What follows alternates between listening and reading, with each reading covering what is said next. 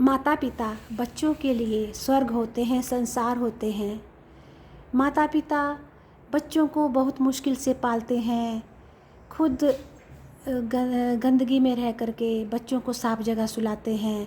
बच्चों के लिए जितना हो सके उनसे उतना प्रयत्न करते हैं। उनको नई से नई वस्तुएं, नई से नई चीज़ें ला के देते हैं। खुद चाहे अपने समय में वो खिलौनों से नहीं खेले हैं, परंतु अपने बच्चों को खिलौने जुटाने के लिए भी मेहनत करते हैं और उनको पढ़ाने के लिए भी बहुत मेहनत करते हैं और उनकी बहुत देखभाल रखते हैं।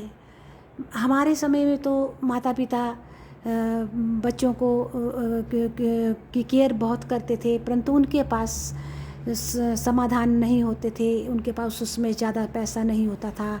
जितने पैसा होता था उसके हिसाब से वो अपनी तरफ से काफ़ी अच्छी केयर करते थे बच्चों की।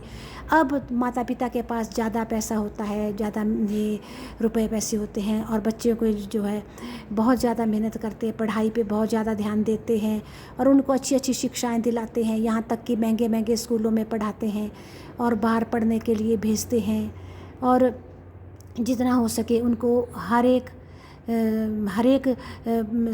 पैसा, हर एक सुविधा देने के लिए तैयार रहते हैं, तत्पर रहते हैं। और जब उनकी शादी हो जाती है तो कुछ लड़कियां तो अच्छी आती हैं, संस्कारी होती हैं और कुछ लड़कियां संस्कारी नहीं होती। पढ़ी लिखी तो ज़रूर होती हैं, परंतु उनमें संस्कार नहीं होते, दया भाव नहीं होता। मिलने जुलने का जो है, मिलना जुल कर कैसे रहा जाता है, मिलना जुलना क्या होता है, वो उनके अंदर नहीं होता। तो वो ऐसा समझती हैं कि अब हमारी शादी हो चुकी है तो ये हमारे पति हैं, और जो उनका परिवार होता है उसी को अपना परिवार मानती हैं और माता पिता को बोझ मानती हैं और वो समझती हैं कि ये अब बूढ़े हैं, इनके लिए हम अलग सा क्या खाना बनाएं। अपने लिए कुछ बाहर से भी मंगवा लेते हैं, कुछ घर में बनाते हैं, कुछ कभी घूमने भी चले जाते हैं और माँ बाप को जो एक बोझ मान लेते हैं। माँ बाप को बोझ मानते हैं और सोचते हैं कि अब इनके पीछे हमें खाना दोबारा बनाना पड़ेगा।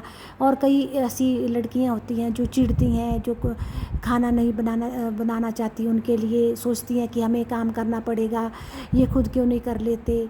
मतलब ये नहीं समझती कि इन्हीं माता पिता ने उनके पति को बचपन में बहुत कठिन ता से पाला है, बड़ा किया है, पढ़ाया है, ट्रेनिंग करवाई है, शादी करवाई है। ये बातें उसके दिमाग में नहीं आती।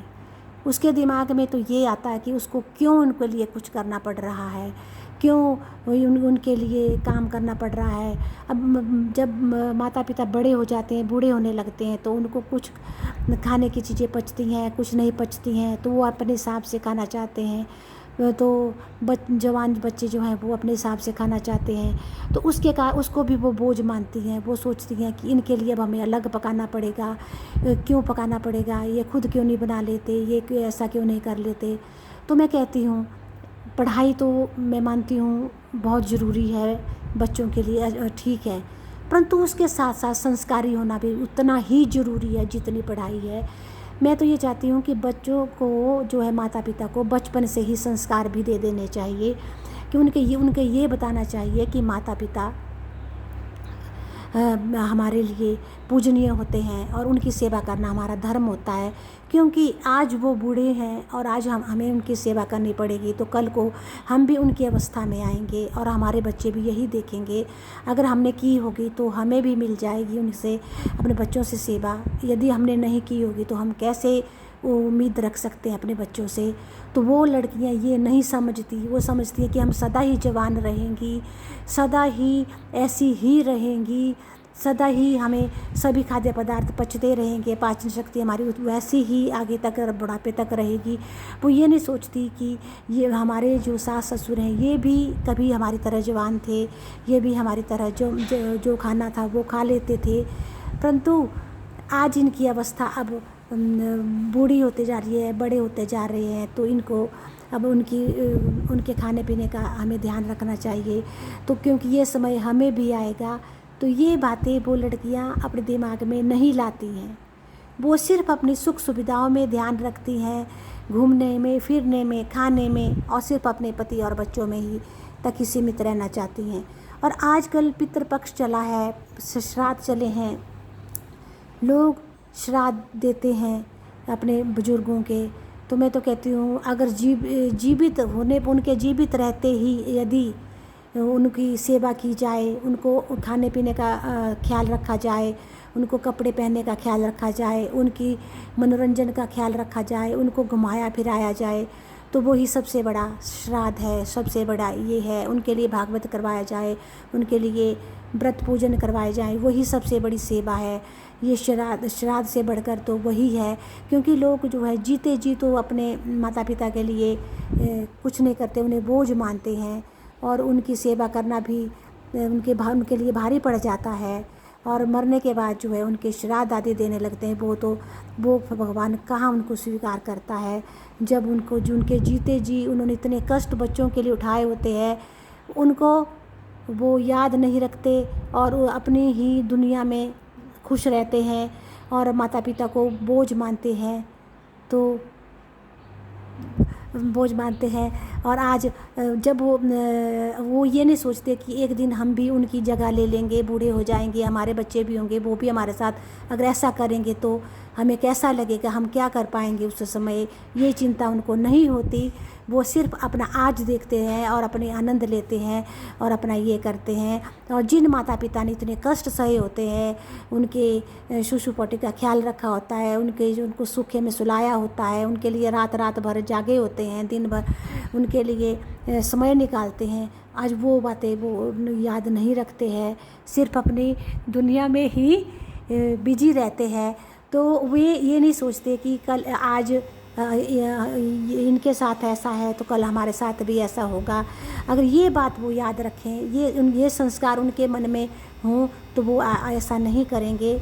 इसलिए हर एक माता पिता से मेरी प्रार्थना है, करबद्ध प्रार्थना है कि अपने बच्चों को अच्छी अच्छी पढ़ाई के साथ साथ संस्कार भी दें, ताकि उनका जीवन भी ठीक से चले और उनका घर परिवार भी ठीक से चले, और वो लड़कियां अगले घर जा कर के अपने पति के माता पिता को अपने ही माता पिता समझ कर के सेवा करें।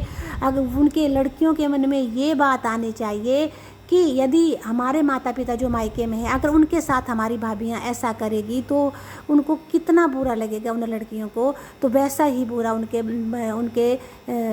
बच्चों को और बेटों और बेटियों को भी लगता है।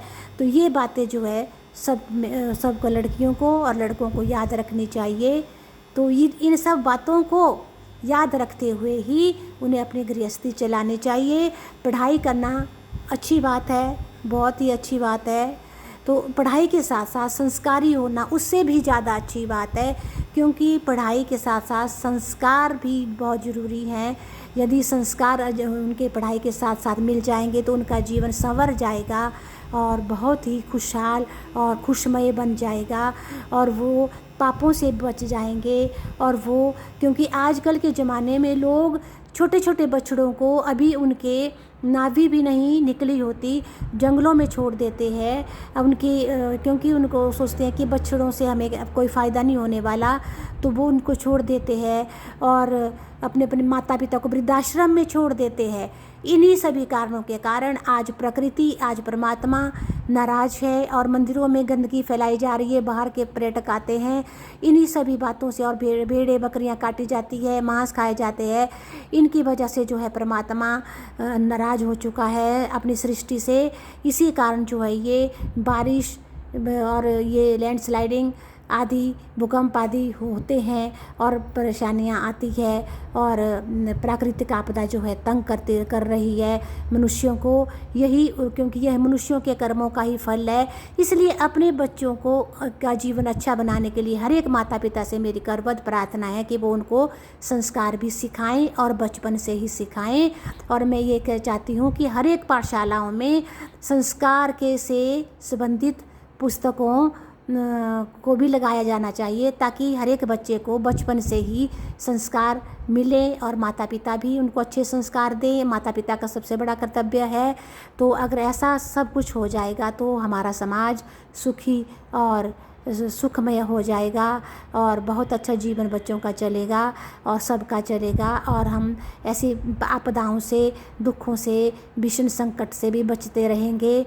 और हमारे मन में दया और धर्म अगर रहेगा, संस्कार रहेंगे, तो हमारा जीवन पढ़ाई के साथ साथ बहुत ही अच्छा चलेगा। क्योंकि पढ़ाई के साथ साथ संस्कार उतने ही ज़रूरी हैं, जितनी पढ़ाई है उतने ही संस्कार का होना भी ज़रूरी है। धन्यवाद।